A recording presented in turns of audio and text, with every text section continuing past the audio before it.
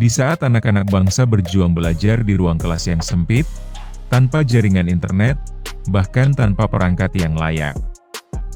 Di tempat lain, uang rakyat senilai hampir 10 triliun rupiah diduga dikorupsi lewat proyek pengadaan laptop di Kemendikbudristek. Kasus ini meledak ke publik setelah Kejaksaan Agung RI mulai mengusut pengadaan laptop Chromebook periode 2019 hingga 2022 dengan total anggaran 9,9 triliun rupiah, sebuah proyek digitalisasi pendidikan yang seharusnya mencerahkan masa depan pelajar Indonesia. Namun apa yang terjadi? Laptop-laptop itu ternyata lebih banyak jadi proyek bancakan. Diduga terjadi rekayasa teknis, markup harga, dan permainan vendor yang diarahkan untuk mengakomodasi kepentingan tertentu. Kejaksaan Agung sudah memeriksa 28 saksi, termasuk 2 mantan staf khusus Mendikbud Nadiem Makarim, berinisial FH dan JT. Tak hanya diperiksa, apartemen keduanya di kawasan elit Jakarta digeledah, dan disita laptop, dokumen penting, serta ponsel pribadi. Lebih mengerikannya lagi, pengadaan laptop Chromebook tetap dipaksakan, padahal hasil uji coba tahun 2019 menunjukkan alat itu tidak efektif digunakan sebagai sarana belajar, karena tergantung pada koneksi internet, yang kita semua tahu belum rata di pelosok negeri ini. Bayangkan, anak-anak di pedalaman harus memanjat bukit demi sinyal. Sementara pejabat dan oknum vendor sibuk menghitung laba hasil korupsi. Lebih lanjut, Kejagung juga membuka peluang untuk memanggil langsung Nadiem Makarim, sang mantan Mendikbudristek, jika memang penyidikan membutuhkan keterangannya. Di sisi lain, vendor-vendor penyedia Chromebook juga akan diperiksa untuk menguak potensi pemufakatan jahat. Bahwa benar jajaran Jampitsus ya melalui penyidik pada tanggal 20 Mei 2025 dengan surat perintah penyidikan nomor 38 dan seterusnya tanggal 20 Mei 2025 telah meningkatkan status penanganan perkara dari penyelidikan ke penyidikan ya dalam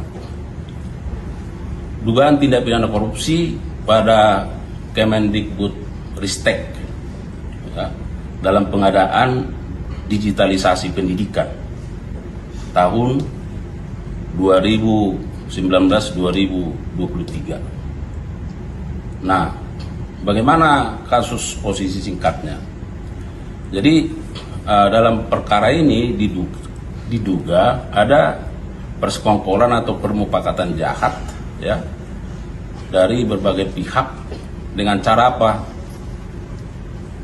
Mengarahkan kepada tim teknis agar membuat kajian teknis terkait pengadaan peralatan TIK. Ini terkait dengan teknologi kependidikan ya. Nah, supaya apa?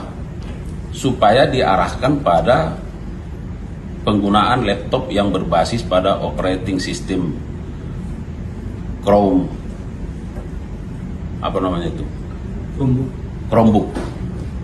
berbasis Chromebook. Padahal itu dilakukan bukan menjadi kebutuhan pada saat itu. Kenapa? Karena sesungguhnya kalau tidak salah di tahun 2019 sudah dilakukan uji coba terhadap penerapan Chromebook itu terhadap 1000 unit. Itu tidak efektif. Kenapa tidak efektif? Karena kita tahu bahwa dia berbasis internet. Sementara di Indonesia, ya internetnya itu belum semua sama, ya, bahkan ke daerah-daerah. Nah, sehingga diduga bahwa ada persekongkolan di situ. Karena di tahun-tahun sebelumnya sudah dilakukan uji coba, sesungguhnya penggunaan Chromebook itu kurang tepat.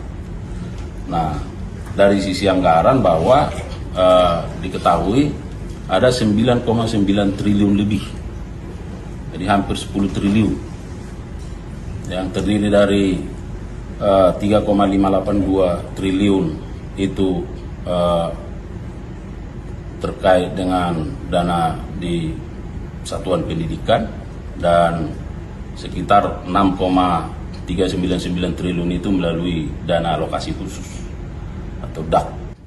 Dari total 9,9 triliun rupiah, anggaran dibagi ke dalam dua sumber, 3,58 triliun rupiah dari APBN Kemendikbudristek dan 6,3 triliun rupiah dari dana alokasi khusus DAK ke daerah-daerah. Uang sebesar itu seharusnya bisa membangun ribuan ruang kelas baru, memperbaiki fasilitas sanitasi di sekolah, memberikan pelatihan guru, dan membeli laptop yang betul-betul sesuai kebutuhan lapangan.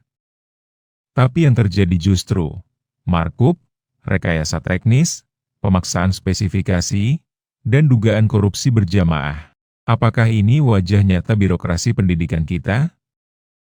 Apakah masa depan anak-anak Indonesia harus terus dikorbankan demi kerakusan pejabat dan kroni-kroninya? Sampai kapan kita membiarkan uang rakyat digerogoti oleh tikus-tikus berdasi di kementerian? Kami, rakyat, menuntut transparansi, penegakan hukum tanpa pandang bulu, dan yang paling penting, keadilan bagi masa depan anak-anak Indonesia. Jangan lupa like, share, dan subscribe agar kita terus bisa mengawal kasus ini. Suara Anda penting untuk melawan korupsi.